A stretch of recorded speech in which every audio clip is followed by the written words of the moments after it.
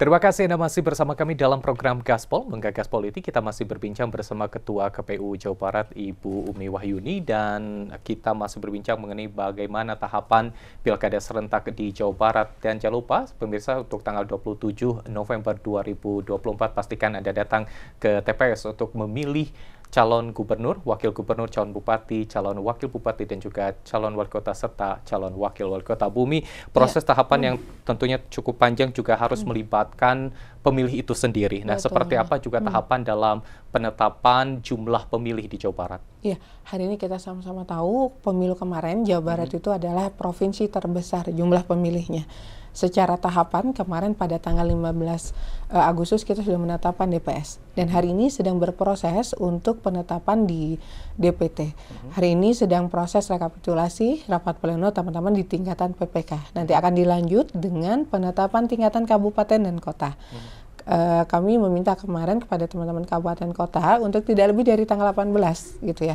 Karena secara tahapan juga masih masuk dan kami insya Allah akan melakukan penetapan, merekapitulasi hasil penetapan kabupaten kota di tanggal 22. Oke, penetapan pada tanggal 22 untuk penetapan pemilih tetap seperti itu. Nah, lantas bagaimana juga kita ketahui pemilihan ini kalau dibilang menghitung bulan, Bu ya, seperti itu. Ada juga pemilih pemula yang mungkin berulang tahun pada saat tanggal pendaftaran. Nah, seperti apa hal ini juga diantisipasi oleh KPU agar tidak ada permasalahan secara teknis? Ya, hasil di dalam DPT kemarin pemilu itu besar loh. Hampir 17% pemilih kita termasuk pemilih pemula. Ini juga menjadi atensi kita ya. Karena kalau tingkat partisipasi berdasarkan pemilu kemarin 43% tuh pemilih milenial nih, gitu ya. Dan ini menjadi potensi yang harus kita jaga juga. Dan hari ini kemarin ketika lakukan pendataan, petugas kami melakukan pendataan itu kan termasuk yang sudah kami masukkan gitu ya. Tinggal bagaimana nanti proses untuk penerbitan KTP-nya oleh instansi yang berwenang gitu. Kami sih sangat berharap siapapun dan karena kan one vote one value nih kita ini ya. Jadi yang mau usianya baru 17 tahun pada hari itu sama juga dengan usianya yang sudah masuk ke dalam 17 tahun sejak lama gitu. Itu yang harus kami jaga. Berkaca pada pemilu 2024 untuk pemilihan presiden dan juga calon ataupun legislatif seperti itu, bagaimana tingkat partisipasi yang ditetapkan target untuk pilkada ini, Bu? Iya, hari ini kami juga harus optimis, tetapi kami juga realistis, gitu ya. Pelaksanaan pemilu 2024 kemarin, kami juga sangat berterima kasih kepada seluruh stakeholder di Jawa Barat, gitu ya, dengan teman-teman masyarakat Jawa Barat. Alhamdulillah di 2024 ini jumlah pemilih partisipasinya ini naik nih 3%, 82,8% kita. Dibandingkan dengan 2019 kemarin di angka 79,3%. Artinya ada kenaikan 3%. 3%-nya di Jawa Barat ini kan besar. Karena kemarin kan 35 juta lebih ya, hampir 36 kan 3%-nya kan besar. Hari ini kami mentargetkan di atas 76%. Karena apa? Karena kami juga ingin naik hampir di 3%. Kemarin di pilkada sebelumnya itu 74% gitu. Berharap sih targetnya sampai 80, tapi kami juga realistis gitu. Oke, ini targetnya mudah-mudahan juga tercapai sampai 80%. Tetapi realistisnya apa yang menjadi faktor tampaknya ini juga agak kesulitan dibandingkan dengan pemilu presiden, Bu?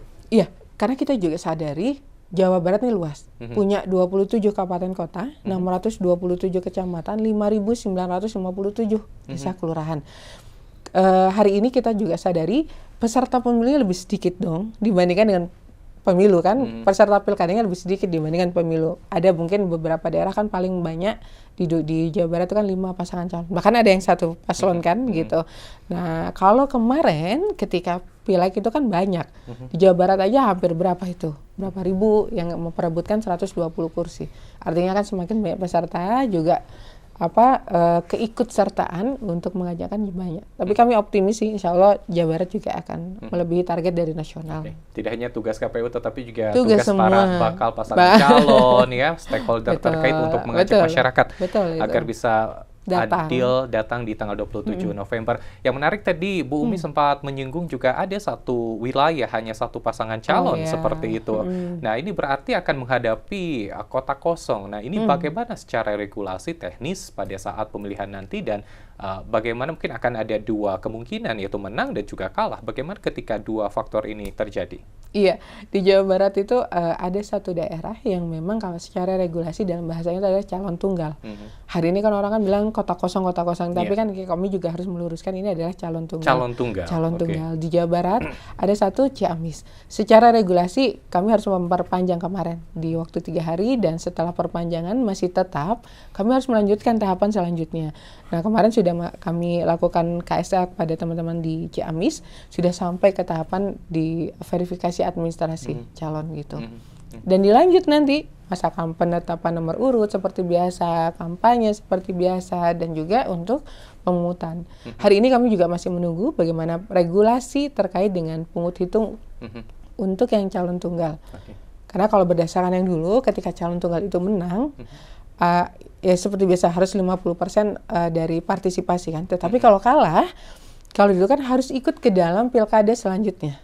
Hari ini kita pilkada serentak semuanya. Artinya kalau pilkada serentak semuanya untuk selanjutnya kan 5 tahun yang lagi. Tapi kemarin kalau melihat RDP dari KPU RI dan DPR, kemungkinan ada regulasi-regulasi yang akan dibuat kebijakan atas untuk yang calon tunggal ini.